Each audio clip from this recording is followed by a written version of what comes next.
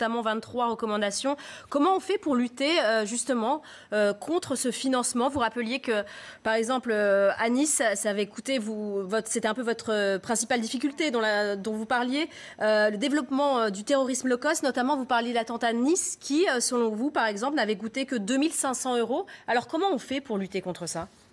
Louer juste un camion, louer un endroit pour mettre en place ce camion et après rentrer dans une entreprise terroriste. Alors, le financement du terrorisme, pourquoi on s'attaque à l'argent avec ma collègue Valérie Boyer, que je salue, et on a travaillé énormément sur ce sujet-là, ce qui montre que moi, la République En Marche, et elle vient des LR, tous les deux, on arrive à travailler sur un sujet de fond qui nous touche. Il n'y a pas de droite ou de gauche, je pense, dans ces affaires-là, où il n'y a pas de droite, des conservateurs et des conservateurs ou autres qui sont des libéraux. Donc, on a réussi à travailler sur ce sujet-là. Le financement du terrorisme, en deux mots. Vous mettez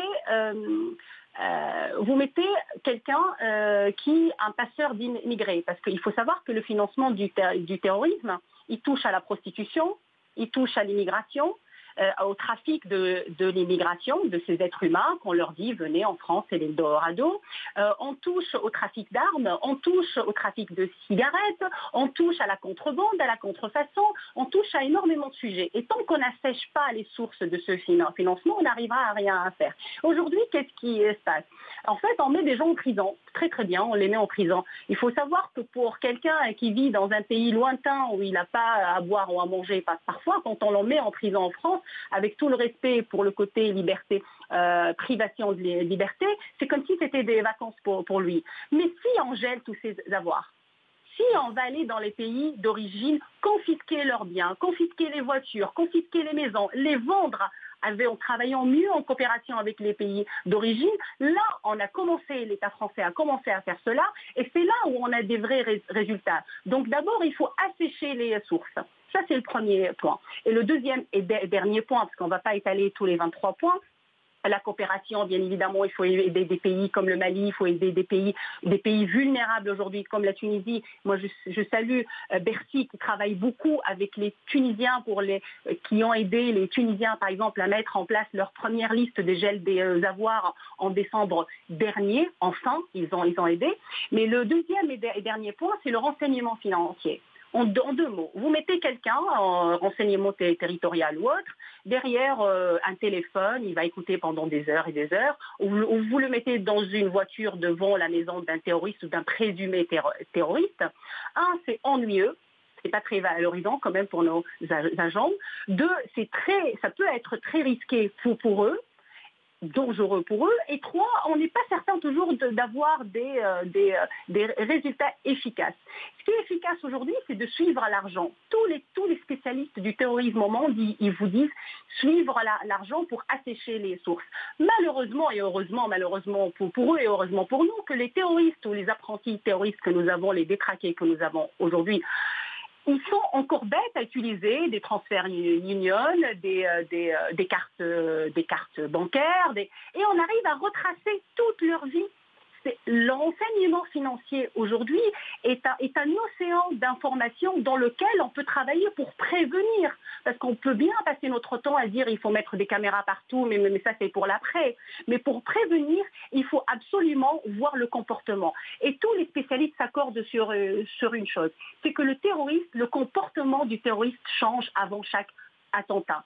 Il fait plus de publications sur Facebook, où il fait moins, et il voyage plus, où il voyage moins, il achète des choses différentes, où il achète. Le comportement, il est très différent. Et le renseignement financier et Tracfin aujourd'hui, et j'aimerais apporter tout mon soutien à tout ce que l'État français, les douanes, Tracfin, l'administration de Bercy, on a les meilleurs services au monde. Et je ne dis pas ça par chauvinisme. Vraiment, je ne dis pas ça parce que je suis française. Non, je dis ça parce que on a fait avec Valérie Boyer un travail profond, et je vous assure, tous les pays que nous avons visités et tous les experts du monde entier s'accordent que le système français, des gels des avoirs, le système français de ce travail qui est très fluide entre Tracfin, les douanes, Bercy, la police judiciaire, il ils s'accordent sur un seul point, c'est qu'on est très bon et qu'on peut exporter cette connaissance.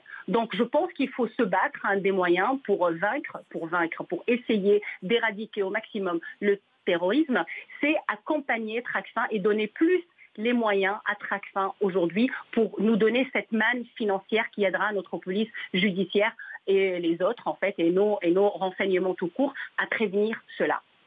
Sonia Crimi, présidente députée La République en marche de la Manche. Je rappelle que vous êtes également membre du groupe d'amitié France-Tunisie à l'Assemblée nationale. Merci d'avoir réagi sur CNews à ce double attentat.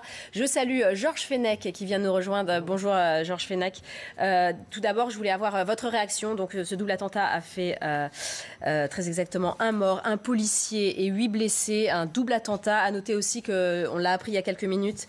Le président tunisien nonagénaire a fait un malaise. Pas plus d'informations pour l'instant. On vous tiendra bien évidemment informé. Quand Sonia Crimi, Georges Fenech dit qu'il n'y a pas de loup solitaire, elle n'aime pas du tout l'expression. Vous en pensez quoi? Il y a des loups solitaires ou non, c'est vraiment tout un réseau? On parle souvent de cette expression de loup solitaire qu'on entend souvent. Oui, l'expérience nous a appris que les loups solitaires, c'est un fantasme totalement. Il y a toujours évidemment soit une emprise d'extérieur par des groupes comme Daesh par exemple, ou de la logistique familiale, quelquefois les fratries. Donc l'individu totalement isolé dans son coin, qui ne parle à personne et qui décide de commettre un acte terroriste, ça peut se produire, mais c'est vraiment extrêmement rare, voyez-vous. Donc là, vous me demandez l'analyse qu'on peut en faire à ce stade, parce que le bilan est encore provisoire, bien entendu, c'est qu'on a affaire à un attentat parfaitement planifié. C'est ça qui est inquiétant, c'est qu'on a 2 équipes différentes qui ont agi quasiment concomitamment. Et ça nous rappelle 2015, le les 13 novembre attentats, 2015, évidemment, où il y avait une planification. C'est quand même la démonstration que l'organisation État islamique est toujours malheureusement en capacité d'agir et de projeter aussi des attentats.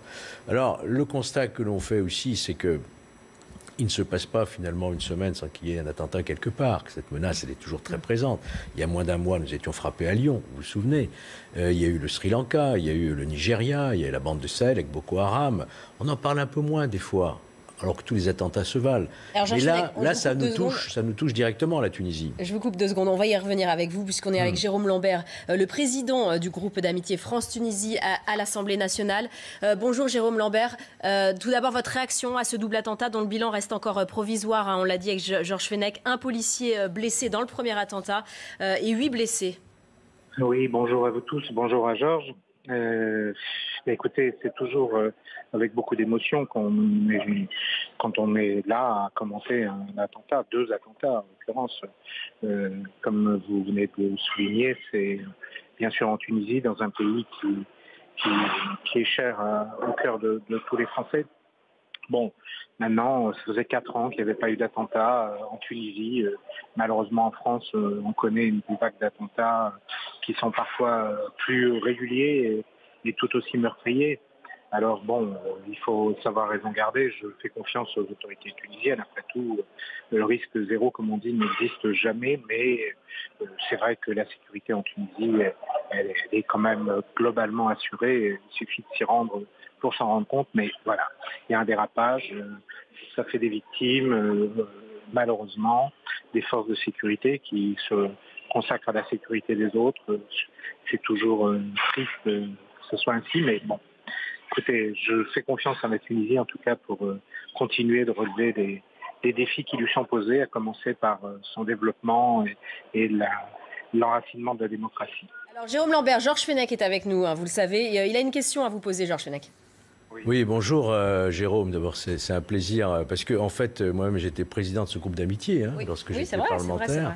Il se trouve que j'y suis né aussi en Tunisie et Jérôme a des attaches familiales, je le sais, très, très proches avec ce pays qui nous est si cher. Non, la question qu'on pourrait se poser, Jérôme, je pense que tu seras d'accord pour dire que nous avons une coopération avec la Tunisie en termes d'entraide, justement, pour lutter contre le terrorisme et également d'échanges et de moyens, et notamment au niveau du renseignement. Tu partages cet avis également? Bon, je ne suis pas dans le secret des dieux, on va dire, mais j'en sais suffisamment pour me douter effectivement que Nous avons beaucoup d'entraide avec la Tunisie, oui, effectivement, oui, heureusement. Jérôme Lambert, vous nous disiez qu'il n'y avait pas eu d'attentat depuis 5 ans. Il y a eu cet attentat d'octobre 2018. On en parlait avec notre correspondante tout à l'heure, Frida Tamani. Elle nous disait qu'à l'époque, il y avait eu une vingtaine de blessés. C'était une femme kamikaze qui avait opéré. Elle nous disait, Frida Tamani, qu'il y avait eu à l'époque de la sidération, qu'aujourd'hui on était sur un niveau qui s'élevait encore, avec vraiment maintenant de la peur qui avait fait place à la sidération.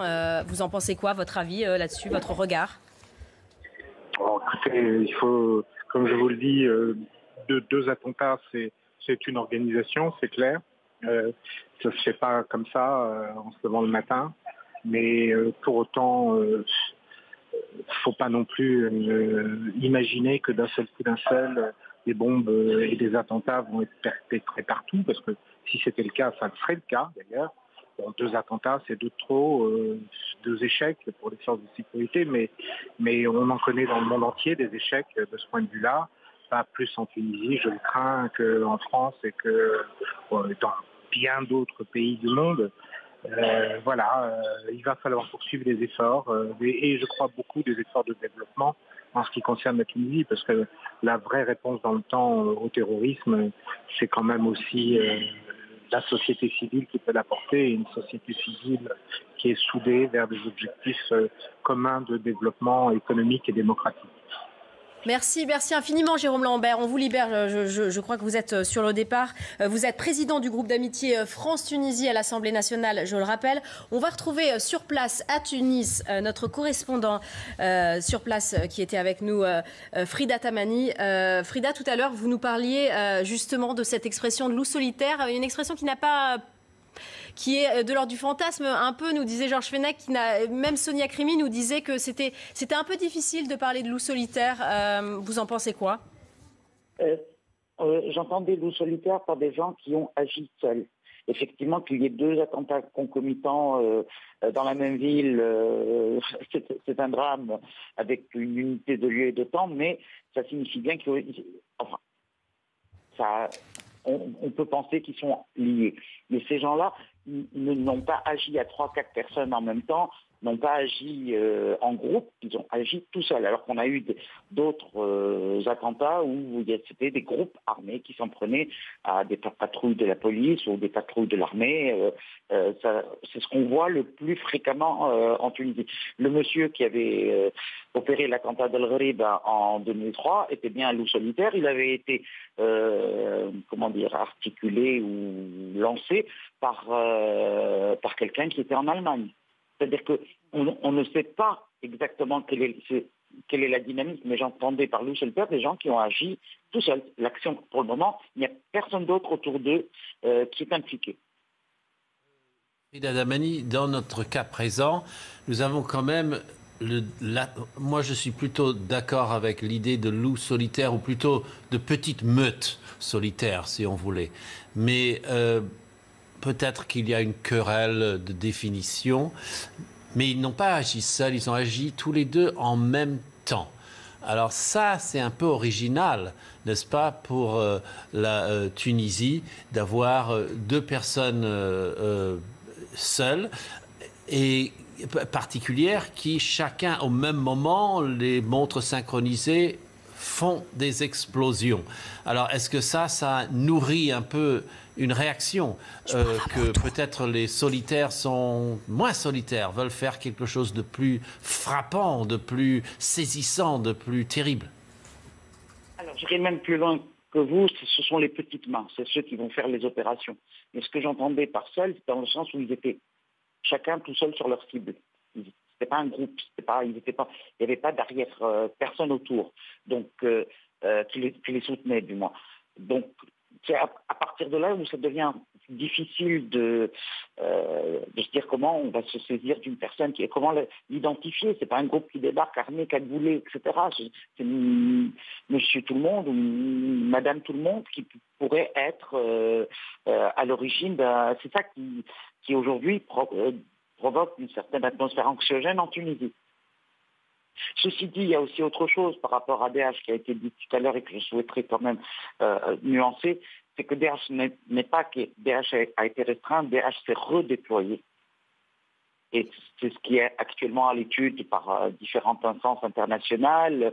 Aujourd'hui, cet après-midi, il devait y avoir un colloque sur le redéploiement de BH entre le Yémen, le Soudan et le Sahel. Donc voilà, c'est-à-dire que c'est aussi au cœur de notre actualité, parce qu'on craint énormément aussi d'être la seconde ceinture de ces pays, c'est-à-dire d'être pris en porte-à-faux entre l'Europe qui pourrait être leur cible et ce Sahel, quoi.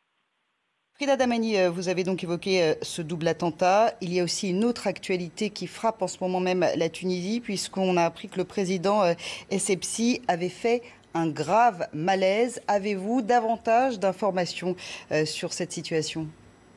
Non, pas du tout, mais c'est la seconde fois quand même qu'en moins d'une semaine, il est hospitalisé. Il a été hospitalisé pour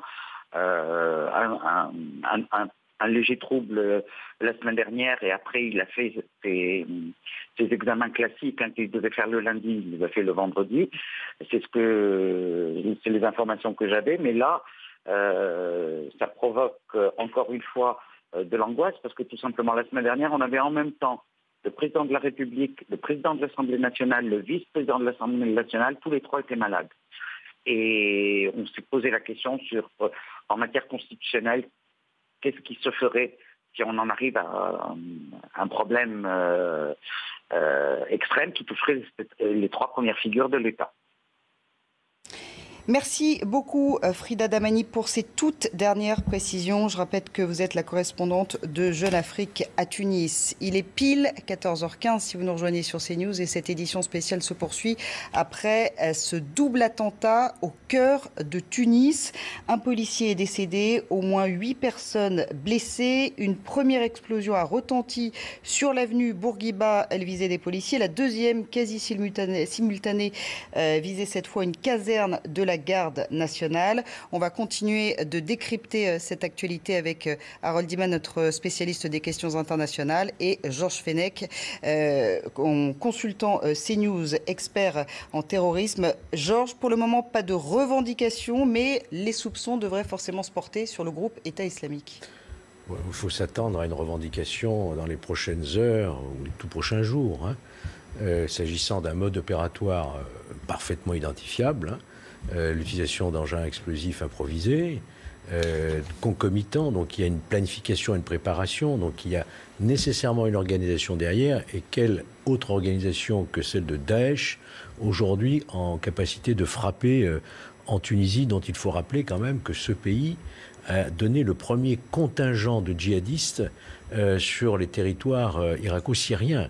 À peu près 5000, je crois, Tunisiens sont partis faire combattre, entre guillemets, au sein du territoire de l'État islamique, supposait-elle. Donc, n'oubliez pas non plus que Harold ne mentira pas, il y a cette frontière poreuse avec la Libye. Et ça, c'est la grande inquiétude des autorités tunisiennes, évidemment, qui est un pays qui est en déstabilisation toujours. Il y a les offensives militaires du général Haftar, il y a une sorte de guerre civile actuellement en Libye, dans lesquelles peuvent renaître et se reconstituer, si ce n'est déjà fait, des cellules en provenance d'inspiration de l'État islamique, d'ailleurs, je rappelle aussi que le chef autoproclamé, le calife autoproclamé al-Baghdadi serait toujours en vie, puisqu'il y a eu une vidéo qui a circulé. Donc, vous voyez, on est face à un groupement qui a quitté par la force des choses et la défaite militaire le territoire de la Syrie et d'Irak, mais qui existe toujours, qui a des moyens et qui est en capacité de projeter des attentats de ce type. Voilà, et on continue à voir sur ces images en direct ce périmètre de sécurité qui a été donc installé au cœur de Tunis après ce double attentat. La Tunisie frappée à de nombreuses reprises par le terrorisme. On y reviendra bien évidemment lors de cette édition spéciale. Mais Harold Iman, n'est-ce pas paradoxal dans le sens où la Tunisie est l'un des pays les plus démocratiques du Maghreb? Les plus démocratiques, c'est là où le printemps arabe a toutes les chances de réussir, croisons les doigts, et c'est un pays connu depuis très longtemps pour une ouverture sociétale qui date de l'époque du fondateur de la République tunisienne, Habib Bourguiba, et même avant, sous le monarque. Donc c'est étonnant qu'il y ait cette espèce d'ultra bipolarisation du paysage social où vous avez des gens prêts à aller faire le djihad en Syrie et en Irak et d'autres qui veulent l'égalité totale entre les hommes et les femmes et voir les droits pour les homosexuels. C'est tout à fait saisissant en Tunisie. Et peut-être l'événement qui m'a le plus frappé, c'est qu'en 2012, j'étais à une galerie d'art dans la station balnéaire de Tunis, qui est La Marsa, en gros, et il y avait énormément d'œuvres anti-religieuses, et le lendemain, des salafistes sont entrés et ont fait un bûcher de ces objets d'art et les ont brûlés devant des Tunisiennes qui étaient habillées comme si elles étaient à Saint-Tropez. Donc c'est un pays de contraste vraiment saisissant, mais la grosse vague quand même qui bouge, qui décide, elle est tournée vers le modernisme. Vous diriez aussi, Georges, que la Tunisie est double?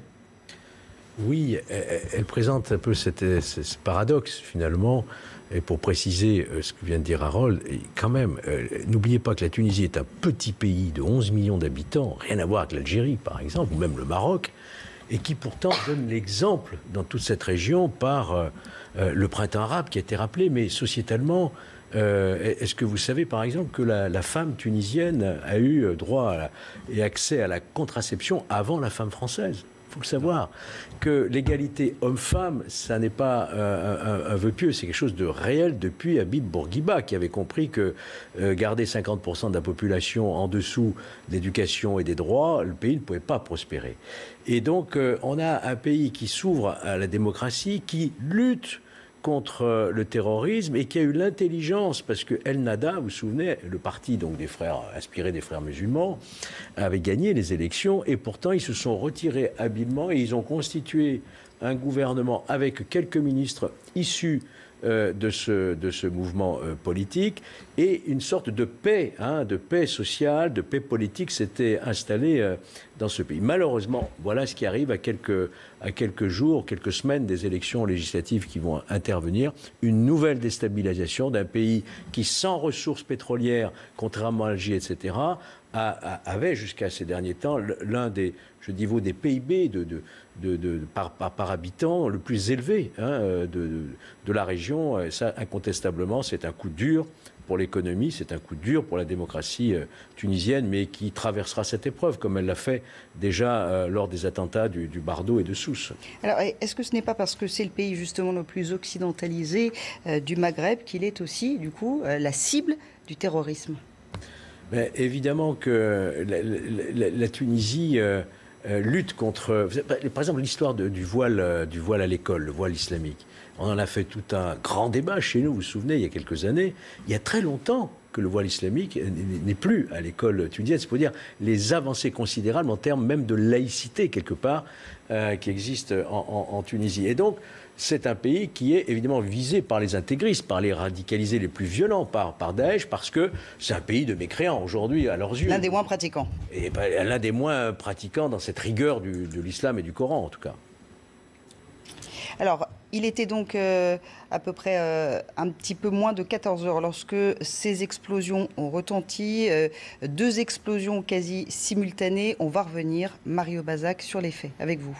Oui, alors ce que l'on sait d'abord, c'est ce premier bilan, un bilan encore provisoire qui nous est communiqué par le ministère de l'Intérieur tunisien, avec donc une personne morte, un policier qui est décédé des suites de ses blessures, 8 autres personnes qui ont été blessées, et donc 2 explosions qui ont eu lieu en plein cœur de Tunis, à quelques minutes d'intervalle, 2 attentats suicides qui étaient dirigés contre les forces de l'ordre. Une première explosion qui a eu lieu aux alentours de 11 heures, en plein centre-ville de Tunis. C'est un premier kamikaze qui s'est fait exploser près d'une voiture de police, juste à côté de l'avenue Habib Bourguiba, qui est une avenue très prisée par les passants, par les touristes, en plein cœur de la capitale de la Tunisie. Lors de cette explosion, c'est donc là qu'un policier est décédé des suites de ses blessures, qu'un autre policier a été blessé et également 2 autres civils qui ont été blessés. Et puis peu après cette première explosion, un autre kamikaze s'est fait exploser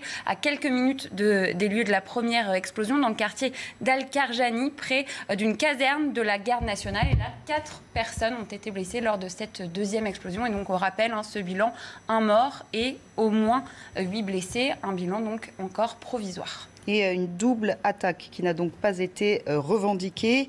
Il faut aussi revenir sur ces nombreuses attaques dont la Tunisie a été la cible. Il y avait tout d'abord le musée Bardo qui avait fait 22 morts le 18 mars 2015.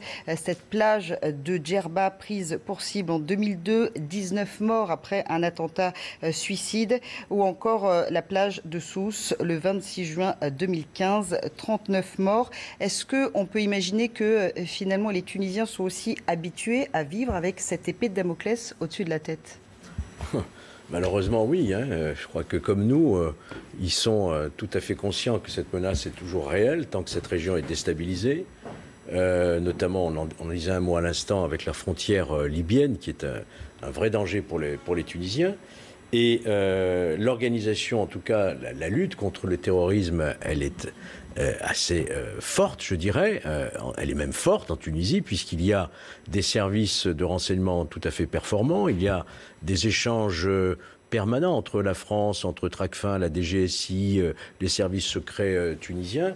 Donc, ils ont parfaitement conscience que cette menace est toujours présente et que malheureusement, les attentats peuvent se commettre à tout moment, et particulièrement en période estivale, qui n'est pas un hasard à mon avis, puisque c'est la période du tourisme. Alors au moment où les Français commençaient à revenir, et commencent à revenir, et on souhaite qu'ils continuent à y aller, bien entendu, pour l'économie tunisienne, puisque le tourisme est la première ressource économique pour la Tunisie, c'était vraiment un coup difficile pour les Tunisiens aujourd'hui. Alors revenons maintenant sur le lieu de ces attaques, le cœur même de Tunis, et particulièrement cette avenue Bourguiba. Il faut rappeler aussi, Harold, que cette avenue Bourguiba, elle est le symbole de la révolution du printemps arabe. Tout à fait. C'est le long des allées de cette avenue très très large, comme les Champs-Élysées, qu'ont déambulé des centaines de milliers de Tunisiens. Et cette avenue est agréable, elle est piétonne pour la plus grosse partie. Elle est bordée de cafés, de grands hôtels, le théâtre et de grandes entreprises. Donc finalement, l'endroit qui a été frappé, tout près de l'ambassade de France, c'est le centre. On ne peut pas faire plus central.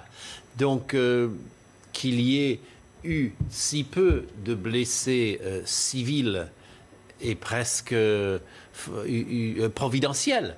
Et bien sûr, le symbole n'est raté sur personne. Le centre, il est vulnérable. Mais d'un autre côté, le centre n'est pas une caserne. On peut déambuler normalement sans se faire fouiller à tous les 3 pas. Et il y a une forte présence policière. Donc le terroriste a pu agir sur les policiers, mais aurait-il pu engager une attaque sur les passants de manière prolongée? On peut en douter à cet endroit précis-là. Et puis il y a donc cette autre actualité qui intervient aujourd'hui en Tunisie. Il y a ce grave malaise du président nonagénaire Essebsi. Est-ce qu'on peut imaginer que cela va contribuer au chaos politique du pays? Alors, chaos politique serait juste un tout petit peu trop fort peut-être. Mais ok, il y a un désordre politique. Alors, il se retire de toutes les façons de la vie politique, Beji Caïd Essebsi, qui est un homme très respecté et qui a servi Bourguiba et aussi Ben Ali. Mais je précise que ceux qui ont servi l'ancien président déchu Ben Ali sont quand même grosso modo de 2 catégories. En gros, ceux qui étaient des gens normaux qui essayaient de faire le bien et d'autres qui étaient des affairistes absolus. Et donc, on arrive aujourd'hui en Tunisie à séparer plus ou moins les deux. Vous me confirmerez peut-être mon analyse. Je confirme entièrement votre analyse et j'ajoute en ce qui concerne Beji Caïd Essebsi que j'ai eu l'occasion de rencontrer à Tunis après les attentats du Bardo, justement. c'est un homme extrêmement respectable. Hein. C'est un nonagénaire, vous l'avez dit, enfin, il a 93 ans. Il est né en 1926. Il a été ministre de l'Intérieur, ministre de la Défense du temps du président Bourguiba. C'est pour vous dire cette extrêmement longue longévité, je dirais, extrême longévité politique de ce grand avocat que fut aussi le président, qui est un homme très très proche, qui a fait ses études en France, très très proche de la France, évidemment.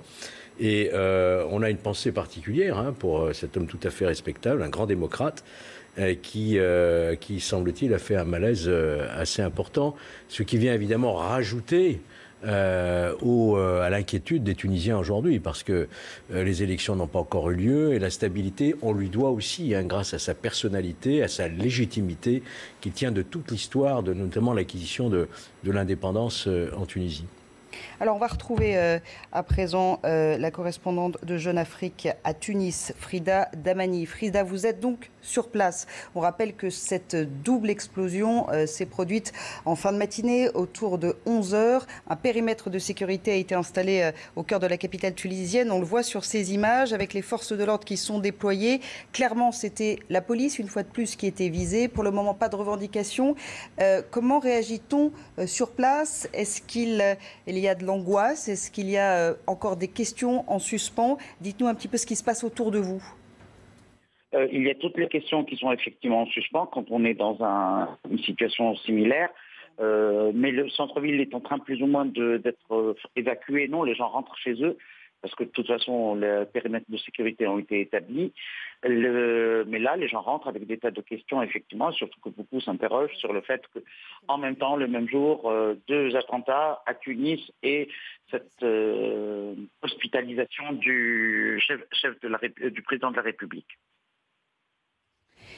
Et puis, on va revenir sur les auteurs. Pour le moment, pas de revendication, je le disais, mais la Tunisie a été frappée par le terrorisme à de nombreuses reprises au cours de ces dernières années. On imagine, on en parlait il y a quelques instants avec Harold Iman et Georges Fenech, que les soupçons vont se porter sur le groupe État islamique. Vous savez, les soupçons peuvent se porter sur le groupe État islamique ou sur n'importe quel katiba qui a déjà, comme John Del Khalifa, qui ont opéré en Tunisie, etc.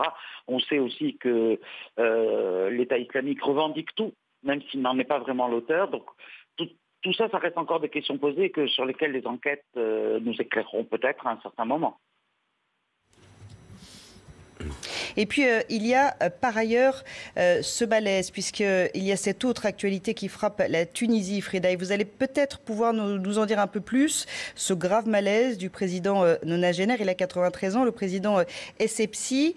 On sait que c'est un homme qui a beaucoup œuvré pour la démocratie en Tunisie. Est-ce que là encore, c'est un sujet d'inquiétude quant à l'avenir politique du pays? Est-ce qu'on réagit à cette nouvelle autour de vous? L'inquiétude est là parce que perdre ou qu'il y ait un malaise ou que le président de la République soit empêché dans une période aussi tendue que la période actuelle est très important, parce que sachant que c'est lui qui devrait normalement signer ces fameux amendements sur le code électoral qui prêtent à polémique. Donc on est dans l'expectative. Mais d'après les nouvelles que j'ai, il a eu un malaise, mais c'est sans plus de conséquences. Ce n'est pas du tout les nouvelles que diffusent actuellement les réseaux sociaux qui sont très, très alarmistes. Alors, est-ce que vous pouvez peut-être nous dire, peut-être que vous n'avez pas exactement les images auxquelles nous avons accès, ces images où l'on peut voir donc ce périmètre de sécurité, les forces de l'ordre qui sont déployées avec un périmètre de sécurité. Les habitants de Tunis ont-ils reçu des consignes de rester chez eux, ou peut-être les commerçants de fermer leurs boutiques? Les commerçants ont fermé automatiquement. C'est un réflexe. Ça a été le cas aussi quand il y a eu l'attentat d'octobre, où ils ont vraiment baissé le rideau immédiatement, tout simplement parce qu'ils ont eu l'expérience des saccages qui ont eu lieu en 2011-2012. Chaque fois qu'il y avait des manifestations, automatiquement il y avait un phénomène de saccage des vitrines des magasins. Donc dès qu'il se passe quelque chose en ville, ils ferment. Maintenant, il n'y a pas eu de consigne pour donner aux citoyens pour rester chez eux ou rentrer chez eux. Les gens se disent seulement qu'ils vont avoir des difficultés pour trouver des moyens de transport, donc ils prennent leurs précautions, tout simplement. Merci beaucoup Frida Damani. Je rappelle que vous êtes sur place, vous êtes la correspondante de Jeune Afrique à Tunis. Voilà pour cette double actualité qui frappe Tunis. Alors cette double explosion, un policier mort, 8 personnes blessées. C'était la police et la garde nationale qui étaient visées par ces attaques. Et également le grave malaise du président El Hebsi qui a été hospitalisé, un garant, un artisan de la démocratie tunisienne. Est-ce que, selon vous, Georges et Harold, cette démocratie, aujourd'hui, elle est doublement fragilisée ? On est dans une période de bouleversement de politique, de changement politique, puisqu'il y aura les élections présidentielles le 17 novembre 2019. C'est le dernier mandat de Béji El Hebsi, qui ne pouvait faire qu'un mandat, d'ailleurs, puisque la constitution tunisienne ne prévoit qu'un mandat unique de 5 ans, la même durée qu'en France. Donc sa succession, pour l'instant, elle n'est pas évidemment définie, déterminée. Il y a plusieurs candidats, mais c'est le jeu institutionnel. Vous savez, la Tunisie a appris aujourd'hui à fonctionner avec les institutions démocratiques. L'opposition, elle existe, elle s'exprime au Parlement. Moi, je me souviens d'un déplacement avec notre président d'époque, Claude Barthelone, qui lui-même avait des attaches en Tunisie, a porté aussi notre regard sur le fonctionnement du Parlement tunisien, qui a des standards du même niveau que le nôtre, on peut dire. Donc, je ne crois pas qu'on puisse dire qu'aujourd'hui, la démocratie tunisienne est en danger. Un attentat, évidemment, est une cause majeure de troubles dans un pays, mais je crois que les institutions tunisiennes sont suffisamment solides aujourd'hui pour résister à ce type d'attaque contre l'État démocratique. Au fond, c'est un attentat. Quand on s'en prend à des policiers ou à des militaires, on s'en prend aux institutions étatiques et pas uniquement à l'économie tunisienne. Donc je pense que la Tunisie a les institutions qu'il faut pour traverser ces épreuves, mais encore faut-il effectivement qu'il y ait une forme de résilience du pays face à cet événement inattendu et face aussi, malheureusement, on doit le dire, au malaise important et grave, semble-t-il, du président de la République tunisienne. Alors, on le disait, la Tunisie est l'un des pays les plus démocratiques du nord de l'Afrique, du Maghreb, mais sa situation géographique favorise l'entrée des djihadistes dans le pays. Déjà, il est frontalier de la Libye, qui est véritablement un vaste nid de ce genre de choses. D'une certaine façon, l'Algérie aussi, parce que dans les montagnes de l'Atlas, qui traversent la frontière de part en part, il y a une porosité dans les montagnes et il y a eu une concentration de djihadistes sur la ville frontalière de Kasserine, qui a dû être réduite par l'armée tunisienne. Donc, eux, ils étaient plutôt arrivés d'Algérie. Donc, voilà, déjà, ces deux éléments-là. En plus, il y a le nombre très élevé, on en parlait tout à l'heure, des djihadistes partis au Proche-Orient d'origine tunisienne, la plus forte proportion au monde, avec 5000 djihadistes partis, et donc ceux qui reviennent sont aguerris, et cela fait quand même une bonne base pour avoir cette espèce de phalange de djihadistes qui savent manier les explosifs, les armes. Donc peut-être que ça et là, individuellement, ils prennent l'initiative de passer à l'attaque, mais ils peuvent même recevoir des signaux. Donc peut-être ça, c'est le côté solitaire, mais personne n'est isolé à 100%, personne. Tout le monde est au courant de tous les fronts de combat des djihadistes, et tout le monde a des cibles autour de soi. Quand on est djihadiste, on n'a que des cibles autour de soi. On peut attaquer pratiquement n'importe qui et on a atteint une cible, car tout le monde est mécréant dans ce système totalitaire de voir le monde.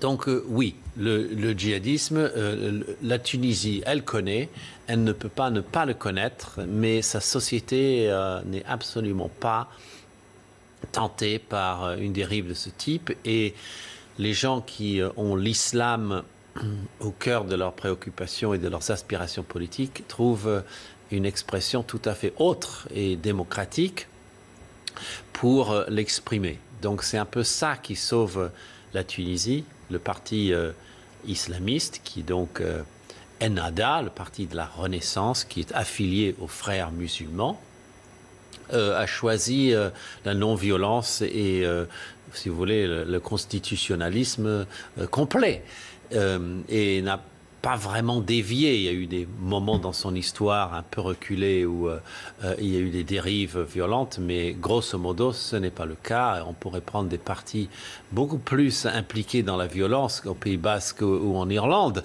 et cela reflèterait favorablement sur Ennahda.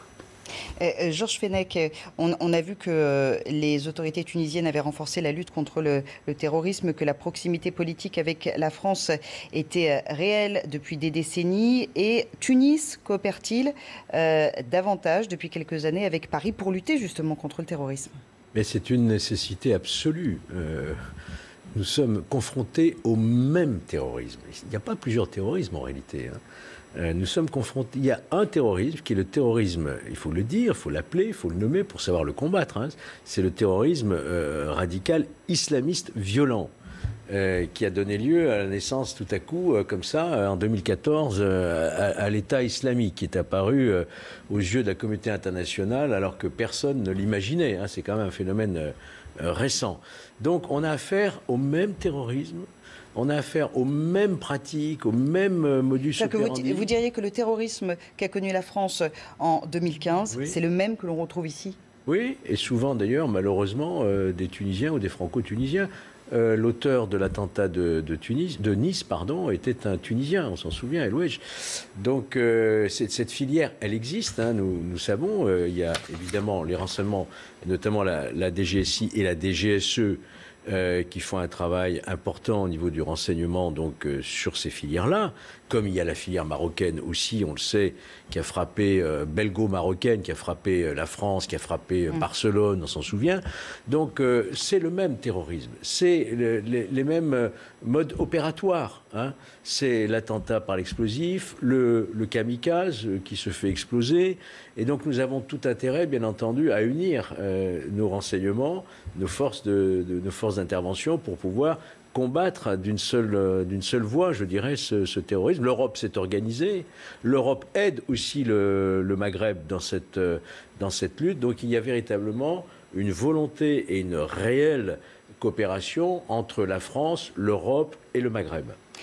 Nous sommes en ligne avec Samia Maktouf, pendant qu'on découvre à nouveau ces images en direct qui nous parviennent de Tunis. Vous le voyez, ces forces de l'ordre mobilisées, ce périmètre de sécurité toujours installé au cœur de la ville après cette double attaque. Il était environ 11 heures lorsque ces deux explosions ont eu lieu à peu près simultanément. Un policier est décédé, au moins 8 personnes blessées.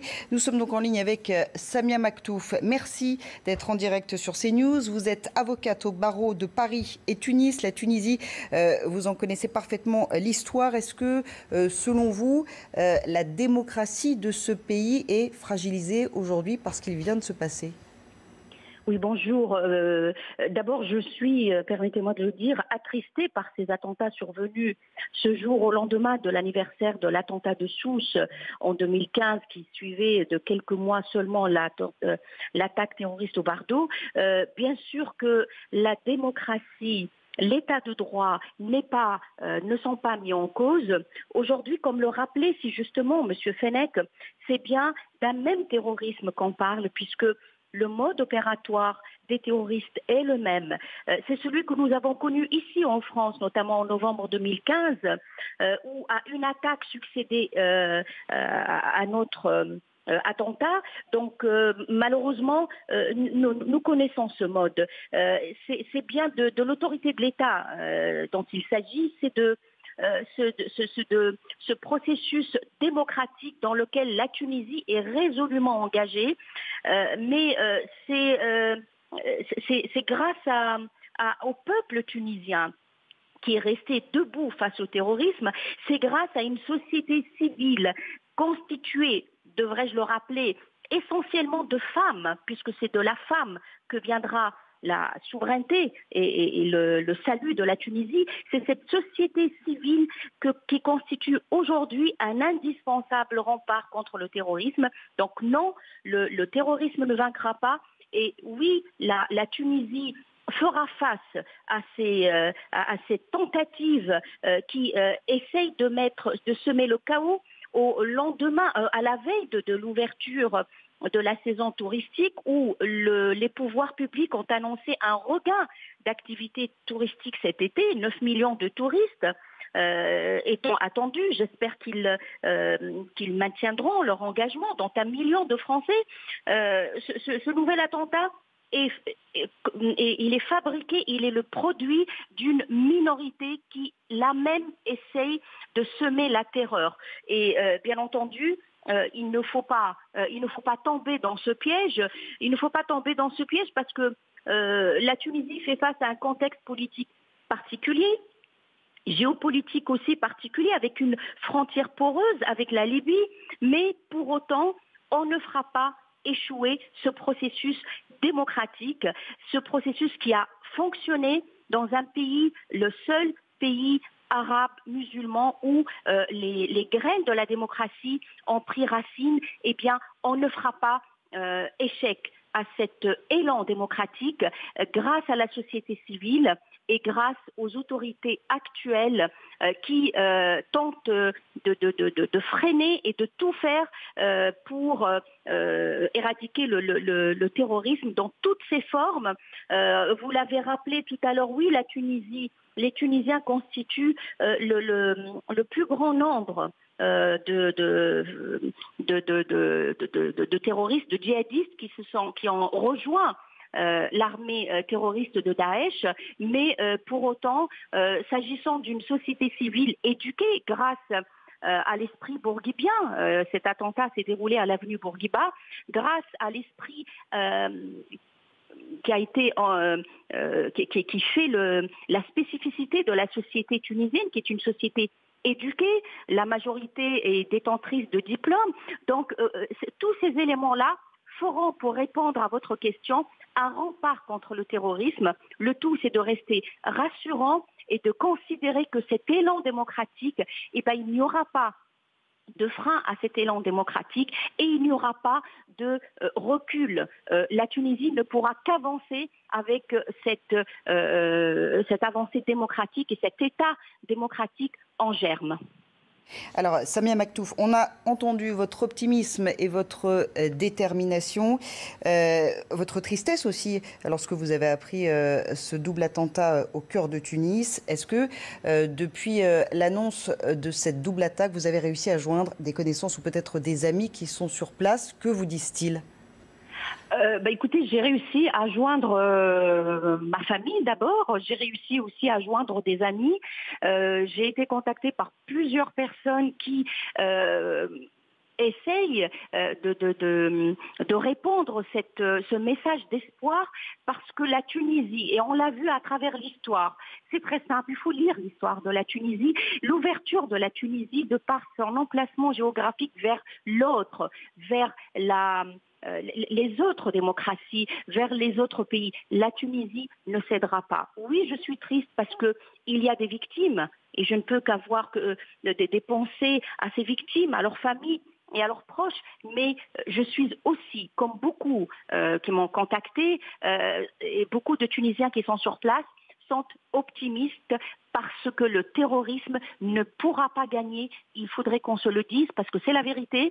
Des efforts sont amplement effectués par les autorités actuellement en Tunisie, mais également en accord avec des autorités françaises, européennes et étrangères. Je voudrais rappeler, parce que ça m'intéresse et je l'ai toujours dit, le président de la République tunisienne qui aujourd'hui fait face à un malaise, apparemment, je lui souhaite un prompt rétablissement, ce président tunisien a appelé, dans le cadre de l'appel du Bardo, à ce que l'acte terroriste soit requalifié en acte comme étant un crime contre l'humanité, crime de guerre. Voilà comment la justice tunisienne devrait faire face à ces lâches, à ces terroristes. Je rappelle, puisque j'ai eu l'honneur de représenter deux familles des attentats de 2015 de Sousse et de Bardo,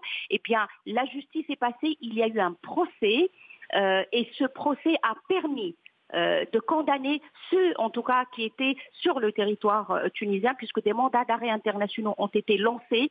Et c'est pourquoi, permettez-moi de le dire, le retour organisé par les autorités des terroristes adultes ou enfants devra être fait dans un cadre précis pour que ces personnes fabriquées et préparées pour manier les armes, pour donner la mort et pour se la donner, il faudrait que leur retour soit judiciarisé par les autorités judiciaires, suivi et encadré pour ne pas assister à une anarchie.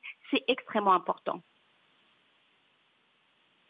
Dont a été victime le président Essebsi tout à l'heure, qui est hospitalisé. Il a été, on l'évoquait tout à l'heure, l'un des artisans de la démocratie en Tunisie. S'il était amené à quitter le pouvoir, qui, selon vous, pourrait lui succéder ?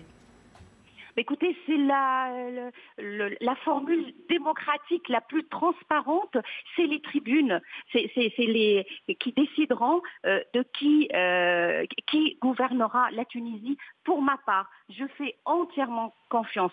Pardonnez mon féminisme, je fais entièrement confiance à cette société civile majoritairement constituée par les femmes qui ont fait face au lendemain de la révolution tunisienne pour éviter que des lois archaïques et rétrogrades entachent la réglementation et le code du statut personnel voté grâce à Habib Bourguiba. Eh ben, c'est cette démocratie qui est en germe, qui est plus qu'en germe puisqu'elle est en marche. Cette démocratie devra faire sortir un démocrate, quelqu'un qui est imprégné, qui s'est imprégné de la vision de Bourguiba pour permettre aux Tunisiens qui, rappelons-le, ont gagné le prix Nobel. C'est quand même extraordinaire. Le peuple tunisien a fait preuve de courage. Le peuple tunisien est resté debout malgré les différentes attaques. Beaucoup de policiers, beaucoup de militaires et gardes nationaux tunisiens ont trouvé la mort pour défendre le territoire tunisien. Eh bien, c'est cette Tunisie que je salue, c'est cette société civile aujourd'hui indispensable rempart contre le terrorisme que je salue, et c'est de cette société civile que sortira le prochain président ou la prochaine présidente de la République tunisienne. Alors vous nous le disiez, Samia Maktouf, ce double attentat, il intervient à la veille de la saison touristique. Les lieux touristiques sont justement depuis plusieurs années, voire 2 décennies, les cibles privilégiées des terroristes. Il y avait bien évidemment Djerba en 2002, la plage de Sousse en 2015, 39 morts, ou encore le musée du Bardo, 22 morts en 2015. Est-ce que, selon vous, ces terroristes visent davantage ces symboles occidentaux ou les forces de l'ordre du pouvoir en place ? Vous savez, les terroristes visent, on l'a vu en 2012, au moment des attentats du terroriste Mohamed Merah, c'est les acteurs de la société, c'est les symboles de la République, puisqu'on a tué en 2012 des soldats, on a tué des enfants parce qu'ils étaient juifs.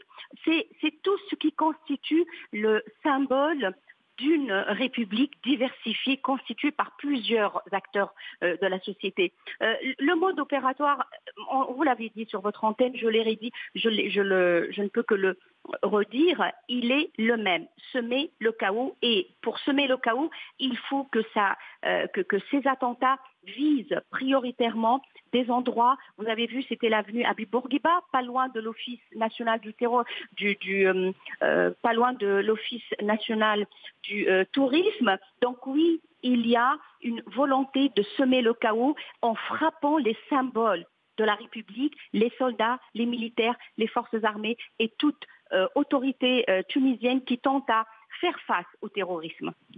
Merci beaucoup Samia Maktouf d'avoir été en direct sur CNews pour nous faire part de vos impressions après ce double attentat au cœur de Tunis qui a fait donc un mort, un policier et au moins 8 blessés. Nous sommes à présent en ligne avec l'ancien ambassadeur de l'UNESCO et président de SICPA. C'est un centre de géopolitique. Merci d'être en direct avec nous. On va évoquer avec vous cette autre actualité qui frappe la Tunisie, ce grave malaise du président Essebsi, nonagénaire, 93 ans. Il a été hospitalisé. Avez-vous davantage d'informations? Les informations que j'ai à disposition, qui sont quasiment certaines, mais ils demandent authentification de votre part, c'est qu'il serait déjà décédé. Allô? Oui, je vous entends. Oui, donc il serait décédé hier soir, mais enfin, voilà, je ne vais pas jouer au jeu des devinettes. Je pense qu'il est décédé. Mais le plus important, ce sont les attentats, à mon sens, qui viennent de se dérouler en Tunisie. Moi, je ne suis pas tout à fait d'accord avec mon amie Samia Maktouf, que j'écoutais à l'instant.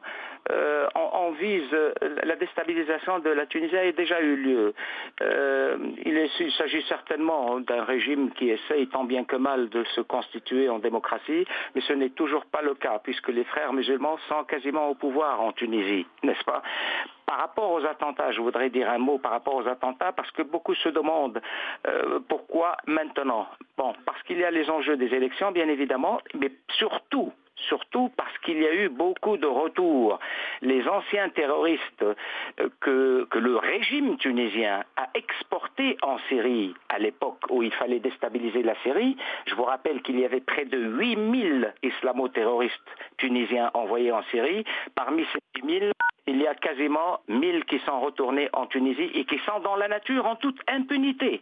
En toute impunité. Je suis absolument certain que les attentats d'aujourd'hui ont été le fait de ces islamo-terroristes revenus de Syrie, n'est-ce pas? Vous nous avez annoncé tout à l'heure, même si l'information est encore à prendre avec beaucoup de précautions, le décès du président Essebsi. On savait qu'il était hospitalisé après un grave malaise. Qui pourrait donc assurer l'intérim si ce décès est confirmé? Et tout d'abord, est-ce que cette information a été communiquée? Est-ce qu'elle a d'ores et déjà été répandue en Tunisie? Elle n'a pas été encore communiquée en Tunisie. Je l'ai appris il y a 1 heure. Et je fais un recoupement par rapport à son hospitalisation première. Il a été hospitalisé d'urgence la semaine dernière. On a dit qu'il est sorti de l'hôpital, ce qui est vrai, l'hôpital militaire, et on l'a montré assistant à un match de foot, je crois, lundi. Il se trouve que la photo et les images ne sont pas réelles. C'est-à-dire qu'elles sont anciennes, avec une tenue d'hiver et une image que nous avons déjà vue. Donc, il n'est pas sorti de son état grave depuis la semaine dernière. C'est pour cela que je pense, et j'ai appris l'information de Tunis il y a 1 heure, je pense qu'il est décédé. Alors, si l'information se vérifie, est-ce qu'il y aura un genre de vacances du pouvoir? Écoutez, avec les attentats qu'on vient de subir en Tunisie, je crois que ça tombe très mal. Ça tombe mal parce qu'on va assister à une très grave crise politique avant les élections, dont Béji Caïd Essebsi d'ailleurs et son complice au pouvoir, Rached Ghannouchi, le chef des frères musulmans en Tunisie, ne voulait pas. Il voulait reporter ces élections qui étaient prévues, les législatives en octobre et les présidentielles en novembre. Merci beaucoup, Mesri Haddad, pour d'avoir été en direct sur CNews. Je rappelle donc cette information que vous nous livrez, bien évidemment, au conditionnel. Elle n'a pas encore été annoncée officiellement.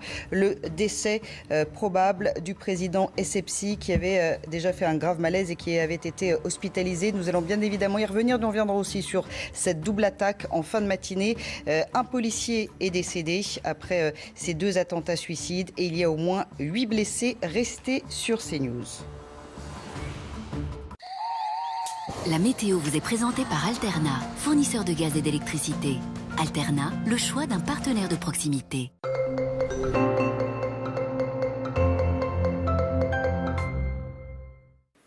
Bonjour Bonjour à tous. Comme prévu, ce jeudi est bien la journée la plus chaude au niveau national. On en profite pour rappeler que 78 départements restent placés en vigilance orange canicule. Un record. On reparlera des températures dans un court instant. Avant, le temps près de chez vous, avec soleil de plomb, effectivement. Un soleil de plus en plus voilé au fil des heures près de l'océan. Toujours ce vent de nord-est modéré à fort près de la Manche. Ça va souffler jusqu'à 70 km/h sur le Cotentin. Mais au moins, ça rafraîchit l'atmosphère. Et le vent d'autant commence à faiblir dans son domaine.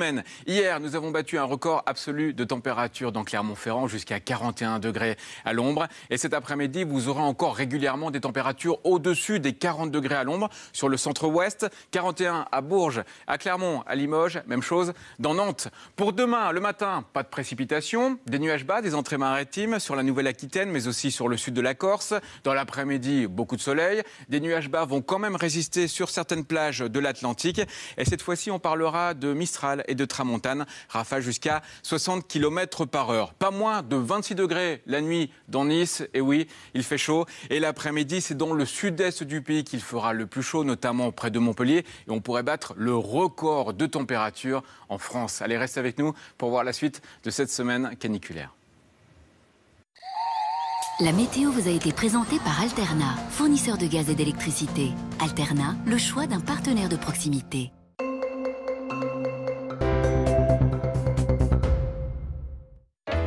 Envie de fraîcheur? Voici la météo des plages avec les restaurants Léon de Bruxelles. Léon de Bruxelles, frais maison depuis 1893.